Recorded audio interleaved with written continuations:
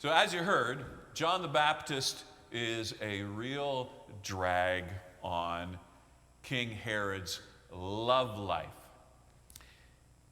And so King Herod solves the problem by eliminating the drag. He cuts off John the Baptist's head, and problem solved, perhaps. No different than what we do when we encounter something that's just holding us back in this life of ours. Well, just eliminate it. It's a fairly human thing to do. John the Baptist was criticizing Herod because of this marriage thing. And I promised you a map to help follow the story here. And I know you can't make this out, but part of its impact is to show you the complexity. You got Herod the Great at the top, and Herod's wives, and then the many children, or the various children that Herod the Great has, including Herod Antipas, and that's the Herod we're dealing with today, and then Herod Philip. And Herodias is the wife of Philip, and then also the wife of brother Herod in our story. And brother Philip and Herodias have this daughter, Salome. And you notice that Mark gets a lot of details wrong when it comes to Jewish history. And you'll see there's this name confusion in there. It's this daughter that's dancing and who gets whatever she wants, up to half of the kingdom promised to her. Here's the problem for Herod. He is the king of Israel. He's the king of Judea. So he is supposed to embody the religious truths and values of that kingdom. That's his job. And so when John the Baptist starts calling him out for being in a marriage, uncle with the niece and all of its complexities, when John the Baptist is pointing out that this goes against our Mosaic law, Herod's having his spirituality credentials challenged publicly. John the Baptist is reminding the king of what he is supposed to embody, and that's a real drag. Because when you're king, you get to do whatever you want. When we think we're the king, nothing should be able to get in our way. And so there is this drag on the king and his reputation. And so he finds his opportunity. The story's told in such a way that kind of lets the king sound like he's innocent, but when he finds this opportunity to get rid of John the Baptist, who's really just holding him back from shining spiritually, he takes that opportunity and he has John the Baptist's head cut off. Problem solved, right? Get rid of the drag on your life, and you are free to do whatever you want. That's very human. It's something that we all do. Well, at one and the same time, John the Baptist is also a drag on King Herod's political life. Remember, this is a puppet king. He is installed by the Roman emperor. He is there to keep order in the occupied territory, and his job is to rule with might and fear, and nobody should challenge him. But there's this John the Baptist going out alone in his wild personality into the wilderness, and everyone's following him out there. And all John the Baptist needs to do is just say, you know what? Let's have a rebellion. And King Herod is in trouble. King Herod could squash a rebellion, but it doesn't look good back home in Rome. So John the Baptist is a drag on King Herod's political power also. And so he finds his opportunity. Again, Herodias says to her daughter, this is what we need. Get rid of John the Baptist, because she's not liking John the Baptist. And King Herod sees this as an opportunity where he doesn't really have blood on his hands. People won't rise up against him. But he gets rid of the drag on his power. It's what we do. When something is just holding us back in this life from being everything that we want to be, well, just cut off its head and you'll be able to move forward without any obstacles. When I was a kid, out on my Mame and Papa's farm, my grandma and grandpa, my uncles, and I got a whole bunch of them, they thought during one family get-together, it would be great if they showed all of the grandchildren what happens when you cut a chicken's head off and how it will continue to run around without a head. And I remember all the excitement of this happening, the anticipation, the promise that it would happen. One of the uncles trying to chase the chicken around the yard after it had been beheaded. I remember my mère, my grandmother, not being happy because that just gets the chicken all bruised. But it was very entertaining, very entertaining. When Herod has John the Baptist's head cut off, if I can put it this way, it was for entertainment. He has everyone who's anybody gathered at his palace. The party's going well. And then he has this hiccup, cut off someone's head. What is morally right and wrong? Ending someone's life unnecessarily, or keeping the party going? Let's keep the party going. Entertainment wins out. In the same way that cutting off a chicken's head for entertainment is, I think, the ultimate in animal cruelty. Kingly cruelty is having someone's head cut off just so that your reputation isn't dented, so that the party can go on. I remember while I was there in the yard watching this chicken run around without its head, and just realizing something I hadn't thought of until that point in my childhood, how something continued after the head was cut off. You'd think the chicken's supposed to die when its head is cut off, but it's still going.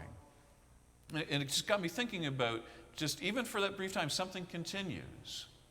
Something continues after when we think life is done.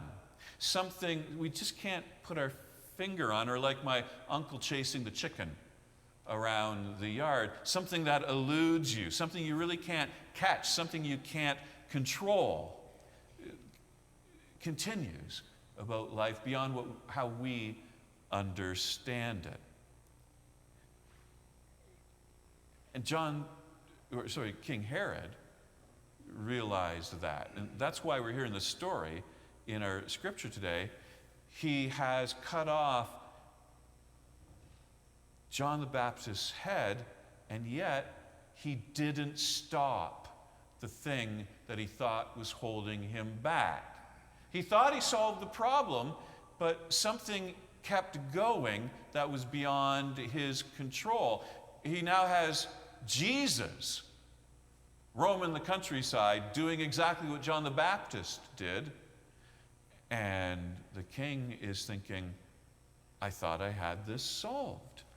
I thought I got rid of the thing that was a drag on my life. But no, it never really works. It never really works, does it? There's a South Korean philosopher who his name's Byung-Chul Han. And he argues that you need drag on your life.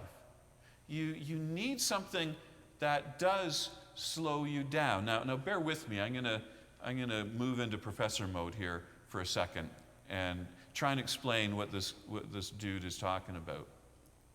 In the same way that we live in space, like we've got these three dimensions around us, and there's stuff that keeps us from floating away.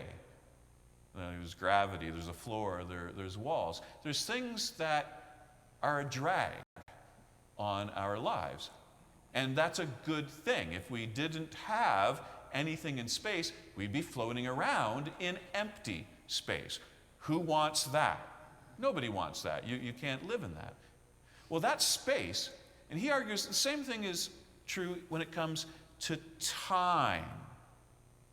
That time has the equivalent of these things that hold us in that we can bump into, but those things are like rituals. They are values and beliefs, things that slow us down in time so we don't float off into the void. He talks about these, he calls them negativities, necessary, even constructive negativities that we all need in our lives so that we're not just floating off into limitless time and not able to live human lives. He says, in our world, which is all about positivity and nothing getting in our way, we've lost the art of these, what he calls constructive negativities. Pausing. Now, in many ways, I'm talking to a generation that is the choir. You know what pausing means, but maybe a next generation doesn't. Hesitating before you act. Waiting. Boredom, even being upset about something. It just slows things down in time, and it makes time human. Love is a constructive negativity. Love slows everything down. Love is complicated, it's messy. It really gets in the way in a constructive way. And the differences, if only everyone was the same as me and we all behaved the same way, wouldn't that be great? Well, no, it wouldn't be great. We need these things that slow us down. We need to have this drag on our life so that we can be human. Well, he's got this wonderful quote. I know you can't see it, but I'll read it for you. In our world today, when production, think about what makes the economy go. When production is immaterial, like you can't really touch it. There's no widget, there's no thing that you manufacture. When production is immaterial, everyone already owns the means of production. Myself, yourself, you have everything that you need in this new economy where we don't really make things. It's all about me being the best me I can be. Me being the most authentic person that I can be. Nothing can get in my way. I have everything that I need in order to be a factory of authenticity. Our world, in its pursuit of authenticity, has learned so much, unfortunately, from capitalism, that you want to remove all the barriers that stand between you and the raw materials you need for whatever you want to manufacture. Well, when all you need to make is just your perfect, authentic self, what are the barriers that get in the way of you interacting with yourself? This is really important. Relationships. Costly relationships. Relationships are costly. Don't get in the way of me relating to myself. community and its values get in the way of me relating to myself any way that I want. And so get rid of community. Get rid of relationships so that you can get in the way of anything that stopped me from being me. Remove costly production costs. So I don't need people. I just need access to the internet. That's all that I need in order to put my best authentic self out there. And remove the barriers to the marketplace. I don't have to go down to the coffee shop to express what I think about life anymore. I can just go on Just Ask Strathroy. How are we doing? Are you keeping account? I can go on Twitter, and I can express myself into that chaotic void. John the Baptist was a drag back then on King Herod. And we have things that are a drag today on our own desire to be king. Relationships, community, people, values, rules, things that fell out of style a long time ago. I had someone once say to me, I don't go to church, it's a drag. And my response was, yes, please, let church be a drag. Let church be a drag that keeps us human.